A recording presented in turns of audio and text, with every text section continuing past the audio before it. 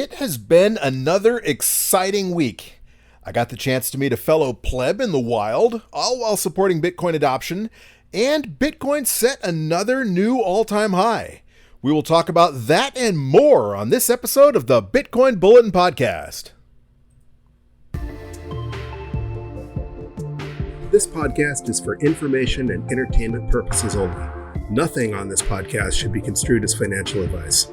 All views expressed on this podcast are solely the opinions of the host and or any guests that we might have from time to time. Nothing on this podcast should be construed as a specific inducement to make a particular investment or to follow a particular investing strategy.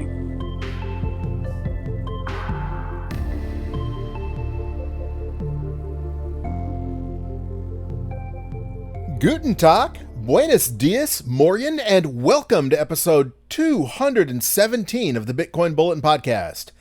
I am coming to you once again from an undisclosed location on Florida's glorious Space Coast. And before we get into the news, I want to rant really quickly about Spotify. As you know, if you've been a long-time listener, I did not originally start hosting this podcast on Spotify. I started hosting on anchor.fm, and I absolutely loved Anchor. They had some really great tools to help you produce a podcast. I could record on the fly from my iPhone, which I did on the banks of the Mississippi River in New Orleans on one particular episode while I was on the road out west or heading out west.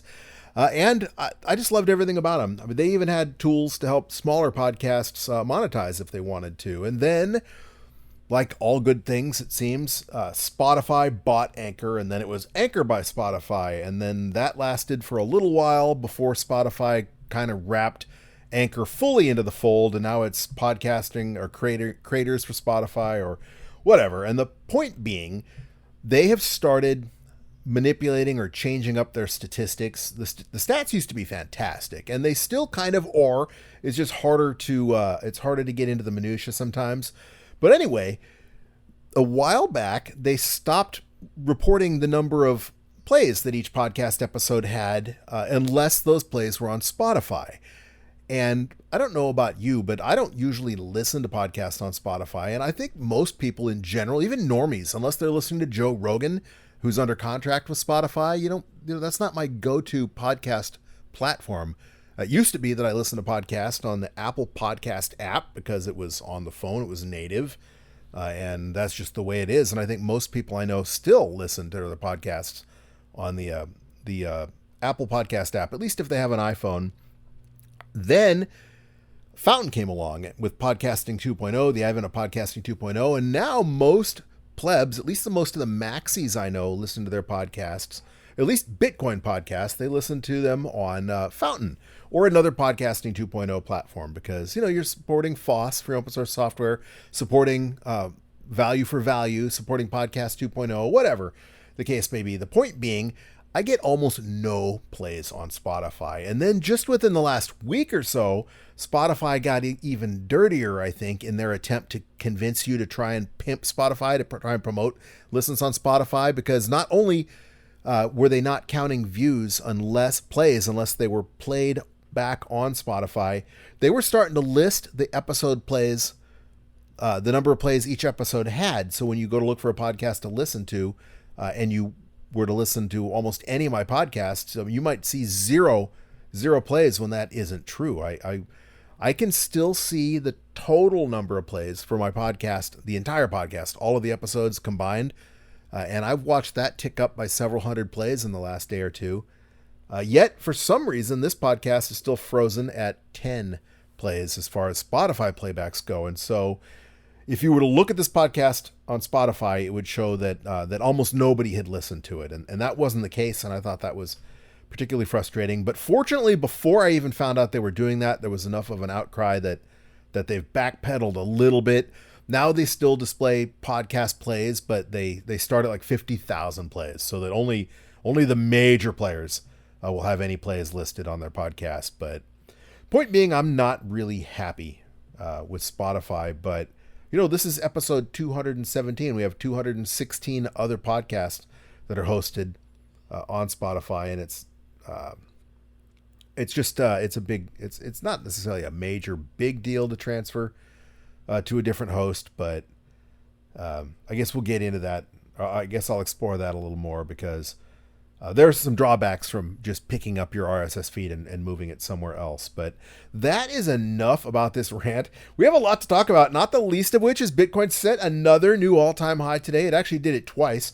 Earlier this morning, it set a new all-time high of 109,888 before retracing back this afternoon when the stock markets, the TradFi markets, all started to correct because apparently there was a failed treasury bond auction or a disappointing treasury bond auction, and treasury bonds rocketed to a yield of higher than 5%. So, the Dow lost like 800 points, and Bitcoin pulled back $2,000 or $3,000 from that all-time high. But it has since then rallied to over 110,000 US dollars per Bitcoin before pulling back a little bit. And before I get too far ahead of myself, let's take a real quick look at Bitcoin's vital statistics. Currently, at the time of this recording, Bitcoin is at block height 897,769, and Bitcoin is ringing in at a US dollar value of 109,900 US dollars, and that is $600 below the new all-time high, which currently stands at 110,500 US dollars, set just an hour or so ago. Pretty exciting.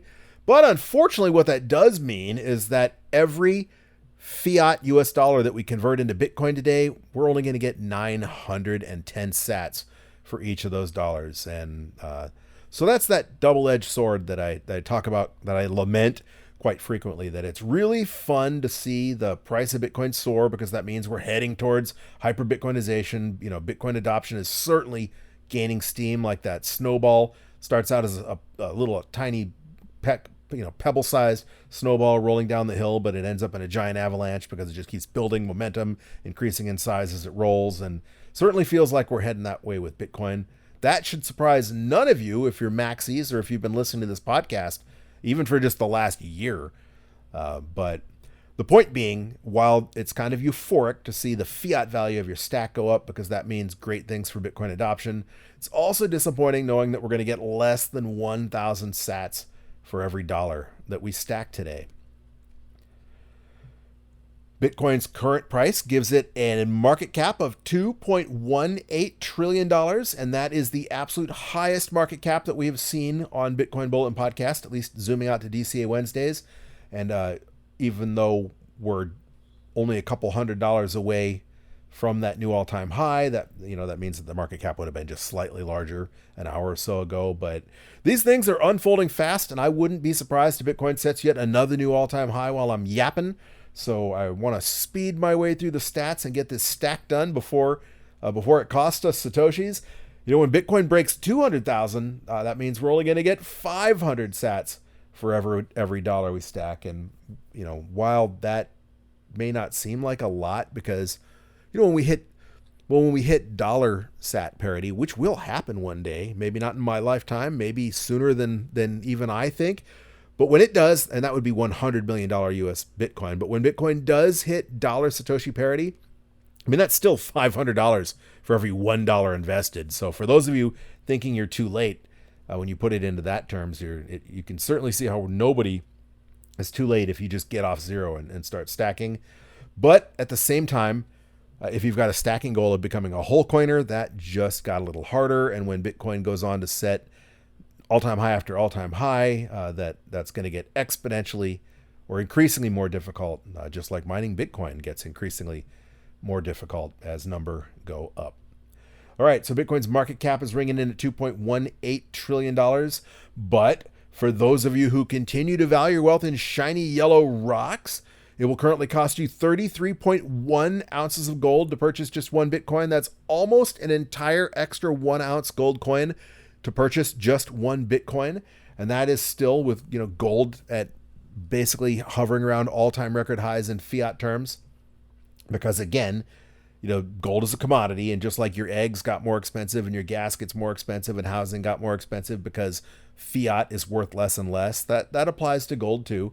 And that's one of the reasons why gold before Bitcoin came along, gold was viewed as the world's greatest store of value, the best hedge against inflation, because it is a commodity and therefore it tends to keep up with inflation.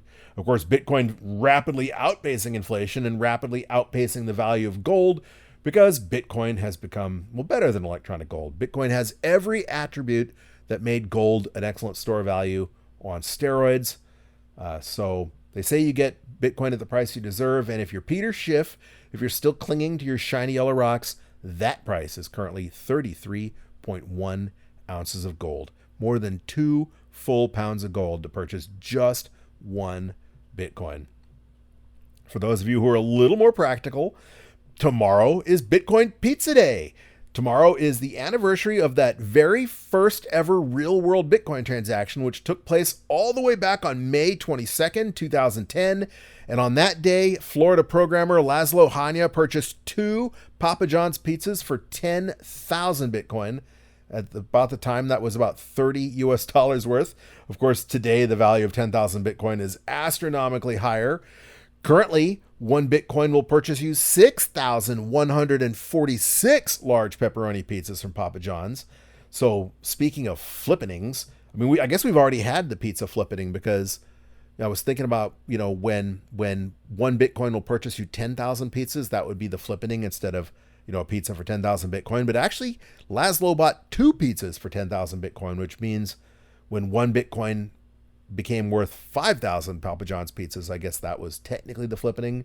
But either way, at its current fiat value, those 6,146 pizzas means you could order a pizza every day for just shy of 17 years before you would spend an entire Bitcoin doing so. Of course, that's more than 4 halvings out into the future. So if we bust out into a super cycle and the price goes just to infinity divided by 21 million, obviously, it would be impossible for you to spend a Bitcoin just on pizza. But even if we're stuck in that halving cycle for another 4 halving cycles, still, it would be logical to assume that we have yet to see what the all-time high is going to be for this halving cycle. And then 4 years from now, there's going to be another halving cycle that would presumably set another new all-time high. And then 4 years after that, another halving cycle with a new all-time high, and 2 more times before you would get to 17 years. And so it's conceivable that it's already become impossible to spend an entire Bitcoin on pizza purchasing just 1 pizza a day. So that's pretty cool. If nothing else, it means that if you're a whole coiner and you just fall down on your luck, you can eat at least once a day for the next almost 17 years with just that 1 Bitcoin at what it's currently worth in US dollar terms. All right, that metric that remains my favorite. It's been my favorite metric since we began this podcast, and that is Bitcoin's 24-hour average transaction rate is absolutely humming. Currently, there's an average of 4.89 transactions every second on the Bitcoin network, and that is on-chain. That doesn't have anything to do, that doesn't account for Lightning transactions and other side-chain transactions, or transactions, quote-unquote transactions, that are occurring on exchanges. Like, if you buy or sell Bitcoin on Coinbase and you don't transfer it to your own wallet, then that Bitcoin never really moves on-chain. It just moves around on Coinbase's ledger. So even though you may have purchased Bitcoin, or you may have sold Bitcoin, or you may have traded Bitcoin to someone else in their Coinbase wallet, that transaction wouldn't even be counted in those 4.89 transactions per second. And certainly when you're at Steak and Shake using Lightning to purchase a steak burger and maybe some tallow fries or tallow onion rings, those transactions don't count either unless you're opening a fresh channel before you do that, or closing a channel after your transaction. But once again, I digress. Speaking of on-chain activity, the Bitcoin mempool is pretty clear again. Clark Moody's dashboard is showing 3,063 transactions pending, and mempool.space is showing 3,125 transactions. That is not, well, that's basically just a little over 1 block worth of transactions pending. And if you scroll back just 5 or 6 blocks, there were 2 blocks in a row that were less than half full. So despite all the on-chain activity, blocks are still clearing, and prices, miner fees are still relatively cheap. Transaction fees are still incredibly cheap, actually. Harkening back to the 2017 bull run, and I compare what's going on right now to how it felt in 2017 quite frequently.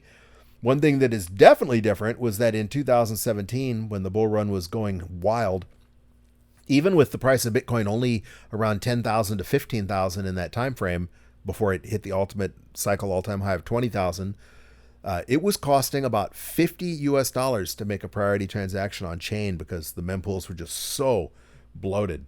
Fees got so expensive. And with Bitcoin being worth 5 times more than the $20,000 2017 all-time high, that means that would translate to the equivalent of $250 fees. Now, certainly not the case. Of course, we've had improvements like SegWit that helped reduce that. But in the meantime, if you do have an on-chain transaction that you absolutely need to guarantee is mined in the next block, Clark Moody's fee estimator is recommending that you include a fee of 4 sats per VByte to do so. If you have a little bit longer, they're saying that a fee of just 1 sat per VByte will be mined within a day. Again, I'm scrolling back and looking at just about an hour and 20 minutes ago. A block came in that only had 374 transactions in it, mostly empty. The block before that was less than half full as well. And every block between then, except for one, has included plenty of 1 sat per VByte fees. So, if you have a really, really, really important transaction, maybe go ahead and include that 4 sat for VByte fee. Personally, I'd feel comfortable sending that transaction at 1 sat for VByte because it looks like those are going to get mined relatively quickly because the mempools are pretty clear. Only one block where the transaction is currently pending. Along those lines, mempool.space is telling a slightly different story. They're still recommending a fee of 2 sats per VByte. That's the same as they were recommending last week when the mempool was even fuller, so take that with a grain of salt. That works out to a fee in US dollar terms of 31 cents. That's still incredibly cheap for a high priority transaction. They are, however, saying that a medium, low, or no priority transaction can still be sent with a 1 sat per VByte fee. Again, if you don't know what you're doing, if you're not really up to speed on rolling your own, as they say, then maybe you take your wallet's recommendation for a fee because I wouldn't want to see your transaction not get mined in a timely manner. But for those of you who know how to use replace by fee or even mempool.space's transaction accelerator, I would feel comfortable with any transaction of any priority being sent for 1 sat per VByte now. And as it gets later, usually when it's either the weekend or the nighttime in the United States or Europe, we usually see fee pressure ease because on-chain transactions stereotypically go down as well. Since the last DCA Wednesday, we've had a difficulty increase in the difficulty it takes to mine a block of Bitcoin. That was an increase of 2.1%, which is actually less than what it was looking like it was going to be. Last DCA Wednesday, the estimates were saying it was going to be anywhere from a 2.6 to a 3.95% difficulty increase, and it turned out to be just 2.1. And that really only matters to you if you're mining Bitcoin because it got 2.1% less profitable to do so. But in general, it also matters that the Bitcoin network is more secure as more hash rates added to the network. But the network, there's such an incredible amount of computing power securing the Bitcoin network right now that plus or minus 2% is almost negligible, irrelevant at this point in time. Currently, we are 1,367 blocks away from the next difficulty adjustment. For those of you who don't know, the Bitcoin protocol adjusts the difficulty it takes to find a block every 2016 blocks, which is theoretically about every 2 weeks, with the goal of having blocks coming in at an average of once every 10 minutes. If they're coming in slower, then the difficulty is decreased. If they're coming in faster, of course, the difficulty is increased with the goal of slowing them down to get that 10-minute average. Currently, blocks are averaging 9 minutes and 49 seconds, which is why we're looking at a difficulty increase.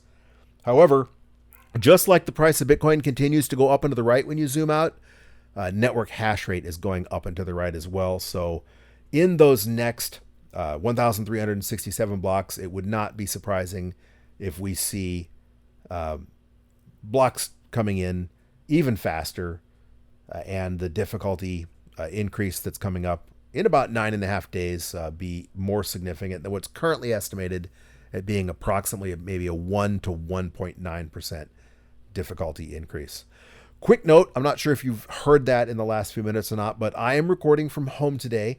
So I have a sick family member and some other things going on, so I just couldn't get into the studio in time to get this episode banged out. So as the result, I have an incredibly well misbehaved German Shepherd puppy a couple rooms over who is very excited and has had a couple barking fits. I'm not using my Shure mic. I'm using a Yeti nano mic, so it's a great mic, but it's not as good as the Shure mic, and I'm recording. It's plugged straight into my laptop, so it's not going through the soundboard, so there's no noise canceling at all. So I apologize if I'm interrupted by a very happy German Shepherd puppy, one of my parrots, or a coughing fit for one of my sick relatives. It is what it is, and hopefully the distractions are to a minimum. Maybe you didn't even hear the puppy yapping, but I digress. Before I carry on, I want to take a minute to thank those of you for listening on your favorite Podcasting 2.0 app, such as Fountain. As I mentioned, most Bitcoiners that I know listen to podcasts on a Podcasting 2.0 platform such as Fountain.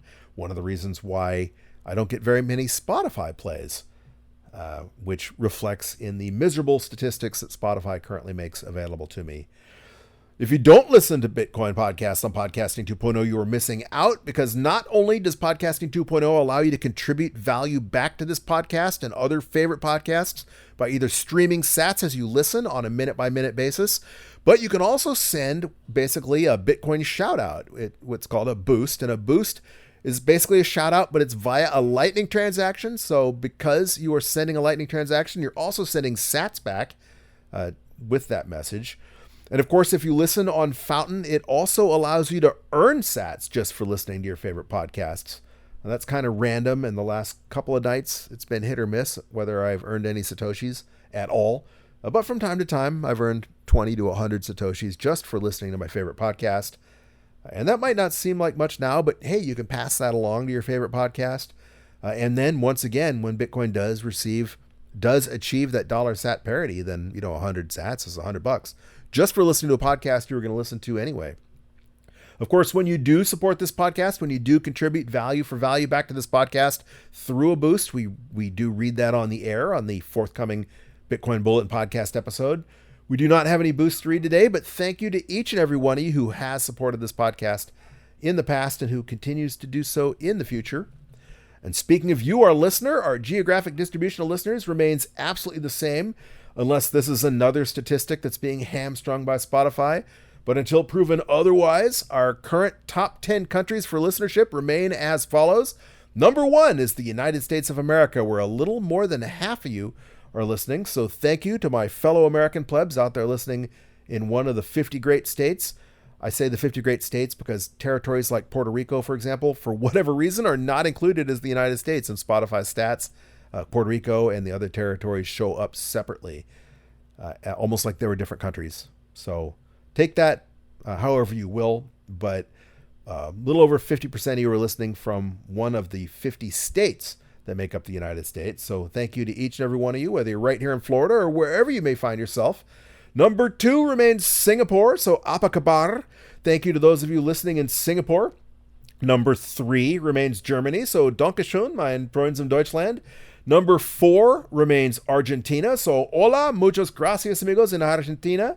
Number 5 remains Luxembourg, so again, Dankeschön, mein Freund im Luxembourg, or Morgen to those of you who speak Luxembourgish.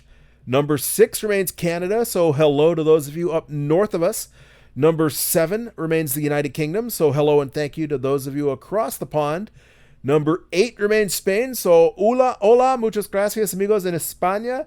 Number 9 remains Australia, so hello and thank you to those of you down under. And number 10 remains Mexico, so hola, muchas gracias amigos en Mexico. All right, on to the news. Obviously, on a day like today, what everyone is talking about is the news. And once again, this is another pet peeve of mine on Bitcoin Twitter or Bitcoin X. There are a couple accounts out there, and I'm sure if you're on X, you already know who I'm talking about, that every time Bitcoin is a little bit higher, they post in all caps, breaking, or just in, Bitcoin passes 108,000, breaking, Bitcoin passes 109,000. And while it's exciting, the price of Bitcoin is very volatile, and I've spoken about magic numbers in the past. It just seems like every time Bitcoin goes through one of those magic solid even numbers, there's a bit of a retracement. So every time Bitcoin Magazine or one of those other Twitter accounts tweets out breaking, Bitcoin breaks whatever the price is, and you look at it, maybe Bitcoin will be back up shortly thereafter. It always does. As Adam Meister say, Bitcoin is one day away from a new time high, always returns to its all-time high. But it just seems like every time, pardon my friend, pardon me. Yeah, just having a choking fit here again. Whatever's been going around, I was really sick for about 2 weeks. Last week I was not feeling sick. I'm not feeling sick today, but 2 solid weeks of being incredibly sick, and then just a nagging cough that's lasted another couple of weeks. So hopefully that coughing fit that you hear, if you do hear one, is not from me. So far, so good. But the point being, every time Bitcoin Magazine or one of these other Bitcoin influence accounts has tweeted out breaking, Bitcoin breaks whatever price it is, I always look at the price and it's several $100s below that. It's like, no, it isn't. So maybe it's that they're jinxing it, whatever. It's just a pet peeve of mine when people tweet out breaking, especially when it's every half an hour when Bitcoin's on a bull run. Speaking of Bitcoin's price, one of the neat things about this halving cycle is that so far we've achieved all-time high after all-time high. Bitcoin's hovering around 110,000 US dollars, and we've done all of this without the normies.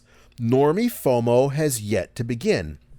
I wouldn't expect it to, because if I had expected what I expected, and this is what I said even before the halving, was that every previous halving, the normie FOMO normally kicks in more than a year after the halving. Usually a year to 18 months is when we start seeing the normies FOMO in, and that's when we get the euphoria and that final blow off all-time high before Bitcoin retraces, consolidates, maybe has that Bitcoin winner or whatever. But the point being, normie FOMO hasn't even begun yet. Blockchain Daily News tweeted about this on Thursday, saying, just in, all caps. The entire tweet is in all caps. So another one of my pet peeves, just in, Google searches for Bitcoin hit 6-month lows, signaling weak retail interest despite strong price gains and institutional buying dominance. The point being, the cab drivers, the Uber drivers, your bartender are not the ones FOMOing into Bitcoin right now. So the new all-time highs are related to the Michael Saylors of the world, the increased institutional adoption, the looming nation state FOMO, with this being the cycle vindicating Nayib Bukele in El Salvador. Other countries probably already stacking, even the ones that are keeping it secret for now, and will likely keep it secret until they have a large enough stack that they feel like bragging about it. Glassnode tweeted out on 2 days ago, accumulation is now visible across nearly the entire wallet spectrum. Even less than 1 Bitcoin holders have flipped from distribution to light accumulation, joining larger cohorts like the 100 to 1,000 Bitcoin and the 1,000 to 10,000 Bitcoin. Only 1 to 10 Bitcoin wallets remain net sellers. So that's an interesting statistic, or set of statistics, because obviously the plebs like you and I, especially the DCAers, we're always accumulating. So that metric, I've never sold a Bitcoin. I've spent and replaced when I'm trying to support Bitcoin merchants. But in general, I end every day with more Bitcoin than I started. And most Bitcoiners, that appears to be the case as well, except kind of like the midwits of Bitcoin, not the plebs that are trying to get their first Bitcoin, not the OGs that have 100 Bitcoin or 10,000 Bitcoin, not the big fish like Michael Saylor, but the people that have between 1 and 10 Bitcoin. For some reason, they're the Bitcoiners that have been selling. Like they've achieved it. Maybe they want to buy a new house. Maybe they're moonboying and they want to buy that Lambo. But it seems like the people that are struggling to build a stack have been accumulating all along, and the people who really have it made, that have 1,000 or 10,000 Bitcoin, have been accumulating. And the only people out there that are currently selling are those 1 to 10 Bitcoin holders, at least according to the statistics on Glassnode. I mentioned I was out there supporting merchant adoption, and I did. I've been to Steak and Shake twice since they started accepting Bitcoin on Friday. I was there Friday, which was the first day that all the Steak and Shake locations in the United States began accepting Bitcoin. It was super seamless. You order just like you're always ordering. They've got the kiosks for ordering, and then when you finish your order, they tap. They've always had the option, pay now cash, pay now credit, and now below that it's pay now Bitcoin. You simply tap that, up pops a QR code, you scan it, boom. You pay with Lightning, and it was actually faster than the last time when I paid with a debit card. I swiped the debit card, and then you get that authorizing. Okay, here's your receipt thing. It was instant. As soon as I snapped that QR code, boom, receipt spit out, and it was absolutely flawless. And I've done that twice now. Now, for those of you who are worried about spending your Bitcoin, remember I told you there's a cheat there. We're using Strike now to accumulate Bitcoin. We're going to use Strike to make our DCA purchase today like we did last week. We've stopped using Cash App. I'm not going to beat that dead horse. But one of the other reasons I love Strike is you can link a debit card to Strike, and then you can go pay an invoice like at Steak and Shake, and you can pay in sats. But it takes that money out of your debit card, so you spend cash just like you would swipe your debit card, the same debit card you probably would have used if you weren't going to pay in Bitcoin. But Steak and Shake gets Bitcoin. So they know that that sale was to a Bitcoiner, and that their policy of accepting Bitcoin was a good move. So I recommend, even if you don't, even if there's lots of reasons, like in the United States, for example, there's potentially tax reasons why you might not want to pay with your sats. But if you pay with Strike, you actually technically did not buy and sell Bitcoin. So it's not a taxable event for you here in the United States. And they don't know any difference. All Steak and Shake knows is they got paid in Bitcoin. So if you have a Steak and Shake near you, get out there and support Bitcoin adoption. Even if Steak and Shake isn't your favorite restaurant, maybe just get a milkshake if burgers and fries aren't your things. They do have the beef tallow fries. That's another way that they're catering to us plebs, because, healthier living, not eating as many seed oils or ultra processed foods is important to a lot of the Bitcoin community, especially on Bitcoin Twitter. And they were one of the first, if not the first, mainstream chain restaurant to jump on the beef tallow bandwagon a couple of months ago, when they started frying everything they fry, their French fries, their onion incassetta, in just beef tallow. And now they accept Bitcoin as well. So go out and support Steak and Shake. And one of the cool things is when I was there paying and talking about Bitcoin with the person I was there with, I could see somebody who just looked like a pleb, looking my direction from across the way where they were sitting. And I asked them, "Hey, did you pay for sats?" And they said, "Of course, you got to come out and support, Steak and Shake for their decision to accept Bitcoin." And it was obvious he was a Bitcoiner. So I got talking to them for a while, and that was really cool. So I got to meet a Bitcoiner in the wild, and Steak and Shake is responsible for that, because they're accepting Bitcoin now, and we're out there supporting Steak and Shake. So maybe you'll meet a pleb in the wild. I know that's a rare thing for a lot of us. Even me, with the Bitcoin podcast and being active on Twitter, etc. I don't have a lot of Bitcoiners in my day-to-day life. So it was neat to get to meet one. I did mention who I was on Twitter, and asked who they were on Twitter. And ironically, it turns out we're already following each other. I didn't know who he was. He didn't know who I was, other than on X. We were already following each other, but it was neat to meet them in the real world. Of course, speaking of food, tomorrow is Bitcoin Pizza Day, as I mentioned. So if you have a pizza joint near you that accepts Bitcoin, then by all means support your local pizza restaurant tomorrow instead of Steak and Shake. But get out there and spend, or at least spend in a place, or at least use Strike to pay in Bitcoin to help support those merchants that are leading the way. They're sticking their neck out there right now to support us, to support Bitcoin, and we should reward them for doing so. Speaking of Lightning, a little bit of exciting news. Wallet of Satoshi announced on the 17th that they're returning to the United States. Wallet Satoshi was one of my favorite Lightning wallets, one of my favorite Bitcoin wallets. It was fully custodial, but when you're talking Lightning, it's often like the money, the cash that you carry around in your wallet, in your back pocket.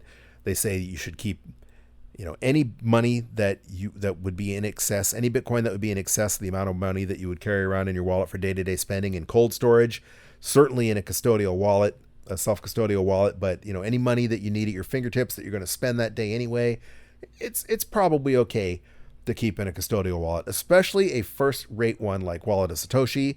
Then, of course, when the previous administration, when the Biden administration was cracking down on Bitcoin businesses, Wallet of Satoshi tucked tail and started blocking U.S. users. They pulled out of the United States completely, as did a few other companies.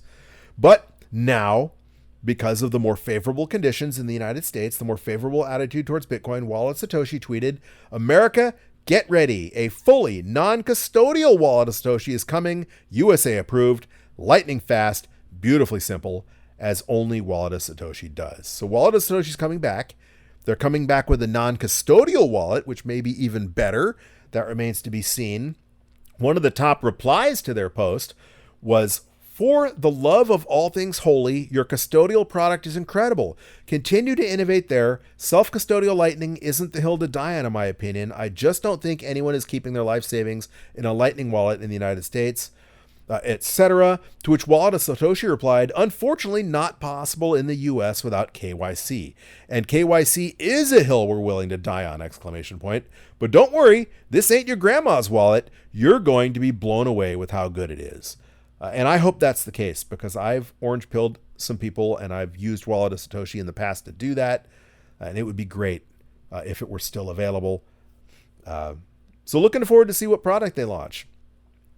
Speaking of Bitcoin and Bitcoin companies are coming for you, JP Morgan, as you know, the internet has eaten everything it's come after. Email ate the traditional letter. Amazon ate them on POS stores, basically.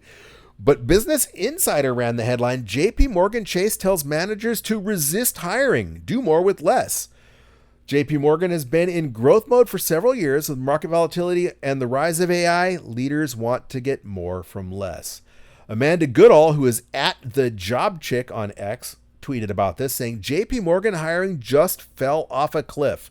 May 25 hiring volume down 88% from January so far. Staff roles down 87%. Interns nearly erased. 10% of ops workers being laid off. Less than $95 billion in annual spending will be used for hiring, and that the company will instead focus more on hiring employees in, quote, high certainty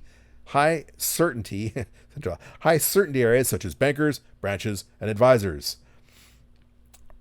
And the post goes on and charts a graph showing the hiring at Bitcoin at JP Morgan. And isn't it nice to see, people say they call Coinbase the evil empire, but Coinbase had an opportunity to be one of the greatest Bitcoin companies in the world. And of course they blew that by making their core business model an altcoin casino. But when it comes to the actual evil empire, that's the current fiat banking system, the cantillionaire system, and JP Morgan is the biggest fish in that pond. And it's good to see them feeling the pinch. Speaking of Bitcoin adoption and Bitcoin taking over the world, on Thursday, Pete Rizzo, the Bitcoin historian, tweeted, again, all caps, again, breaking. South Korea finalizes bill to allow national pension funds to buy Bitcoin. Absolutely huge. And of course, on Thursday, he also tweeted, breaking. I'm killing myself here. This is my pet peeve, and here I am giving them airtime, giving them play. But what I am doing is talking about them, not retweeting. Breaking: the Saudi Arabia central bank just revealed it owns MSTR MicroStrategy. Sovereigns buying Bitcoin exposure huge. And then also on Thursday, tweeting, breaking: Bahrain's Al Abraham Restaurant Group becomes the first public company to buy Bitcoin in the Middle East. Nothing stops this train. So Bitcoin adoption is rolling on, and that is one of the reasons we're looking at all-time highs, even though the normies aren't there yet. And speaking of adoption, this happened just hours ago. According to TradingView.com, Texas House passes strategic Bitcoin reserve bill. The Texas House of Representatives has passed the third reading of SB 21, a bill that seeks to establish a strategic Bitcoin reserve in the state. The bill passed in a 101-42 vote and will now go to Texas Governor Greg Abbott to either sign into law or veto. SB 21, authored by State Senator Charles Schwertner, establishes a Bitcoin reserve that is managed by the state's comptroller. The legislation allows the comptroller to invest in any cryptocurrency with a market cap above $500 billion over the previous 12-month period. Currently, the only cryptocurrency fitting that requirement is Bitcoin. Paragraph or two later, the bill continues, if Abbott signs SB 21 into law, Texas will be the second U.S. state to allow for the creation of a cryptocurrency reserve. New Hampshire became the first to do so on May 6th after Governor Kelly Ayotte signed House Bill 302 into law. Similar bills in other states have faced resistance as of late. Now, I already spoke about this on May 13th. Governor Katie Hobbs of Arizona vetoed 2 separate Bitcoin strategic reserve bills. And of course, Florida has shot themselves in the foot by failing to advance their 2 different versions of their Bitcoin strategic reserve bill here. But, if you're not first, you're last. Eventually, every state will be forced to bend the knee. And now we have one for sure with New Hampshire and probably a second shortly if Governor Greg Abbott signs the bill in Texas. So congratulations to Texas. Hopefully not prematurely. That is really cool. And this is one of the things every cycle they say this time is different. And every cycle it really hasn't been, but it truly is different this time with just the level of government, nation state, and corporate adoption that just didn't exist in 2017. I mean, that was entirely retail driven. And then 2020, we had, Michael Saylor get his feet wet, and we had after the 2020 halving, we had Michael Saylor get his feet wet and start converting MicroStrategy into a Bitcoin treasury company. And of course, we had El Salvador in their not so little way jump headfirst into embracing Bitcoin as legal tender and going all in on Bitcoin in El Salvador. But that was them. That was 2 small firsts in nation state and corporate adoption. And since then, while there's still outliers, it's an increasing number of government agencies, government entities, nation states, and corporations adopting Bitcoin standards. All right, on to what makes today and every Wednesday special, and that is that every Wednesday is DCA Wednesday. What is DCA, you might ask? Well, DCA is short for dollar cost averaging. And dollar cost averaging is an investment strategy where you invest your money in equal portions at regular intervals, regardless of price. For example, we set our equal portion at just $20 US, and we chose weekly for our regular interval, once a week on Wednesdays. So this is going to be, and this is a big deal, this is going to be our 200th weekly DCA stack. That means that after today, we will have converted 4,000 US into Bitcoin, and we did it at just $20 a week. And that gets into the reason why I chose just $20 a week for this experiment. And that was because I wanted to be able to relate to as many people as possible, but particularly to people who don't have a lot of money, who don't have a lot of fiat to set aside for their future, to convert into Bitcoin when they get off zero. I wanted to show that even if you can only come up with as little as $20 a week, that you weren't too late, and that even just $20 a week would add up to a sizable, appreciable, important stack of Satoshis. Maybe you won't be a Michael Saylor, maybe you won't be even a whole coiner, but you will build a stack of sats that will put your family in the top 10% in the world one day. And we've proven that because currently our 199 stacks bought us a pile of Satoshis that's greater than 0.1 Bitcoin. We have 10,675,013 sats worth over $10,000 US, and we did that for less than $4,000 US, with an average purchase price of just $37,283.33. To grow that stack for the second time, I'm going to use Strike. Next week might be a little different because the reason I chose Strike was not just because they had cheaper fees than Cash App, because they always have, but then Cash App went and doubled their fees. So they became, to where a $20 purchase would have had almost a 5% fee, where Strike is only a 1% fee. But if you stack automatically, and that's what we're doing, other than the fact I manually stack when I'm recording the episode, but I do that just because that's just preferences. So I guess it really wouldn't make any difference to our stack, and probably not much to the podcast if I set it on auto DCA and just told it to invest every Wednesday afternoon automatically, because if I do, then there's no fees. Strike waives fees completely for automated investing. So maybe that's what we'll do next week. I still have to decide, because I just like opening the app, tapping buy, and buying Bitcoin, which is what I'm doing right now. So I have Strike open, tapping Bitcoin, because it normally comes up with Bitcoin, but apparently I had it open to fiat just a minute ago, just to make sure I had cash in there. And I do. So I'm on Bitcoin, tapping buy, tapping $20, tapping confirm, and voila! Just like that, we've stacked, oh, this is depressing. We've stacked another 18,038 Satoshis. That is the least number of Satoshis we've stacked in our now 200 weekly DCA stacks, and that is the downside to Bitcoin's price going up. But those 18,000 sats have increased our stack to 10,693,051 sats. That is now obviously hands down this is hands down our most expensive, our highest priced purchase. We purchased at a price of $109,768.27, so below the all-time high by a couple $100. Previous to that, our highest purchase, the all-time high in DCA Wednesday terms, had been back on January 29th, when we purchased at a US dollar price of $104,225. So significantly more expensive today than it was even at the previous all-time high for DCA Wednesday terms anyway. That purchase increases our average cost basis by another $124.14. So our average cost basis now is $37,407.47, which isn't too shabby considering Bitcoin's worth almost $110,000. But perhaps most importantly, our stack of 0.10693,051 Bitcoin, or 10,693,051 sats, not bits, another pet peeve of mine, has or will have a fiat value when Bitcoin eventually hits 1 million, which is less than 10x to a million, plebs. I mean, that seems like a lot when you talk about traditional investment. You talk about TradFi, any stock, for example, certainly any bond. But when you talk about Bitcoin, I mean, Bitcoin's 10x'd in just a matter of months in the past.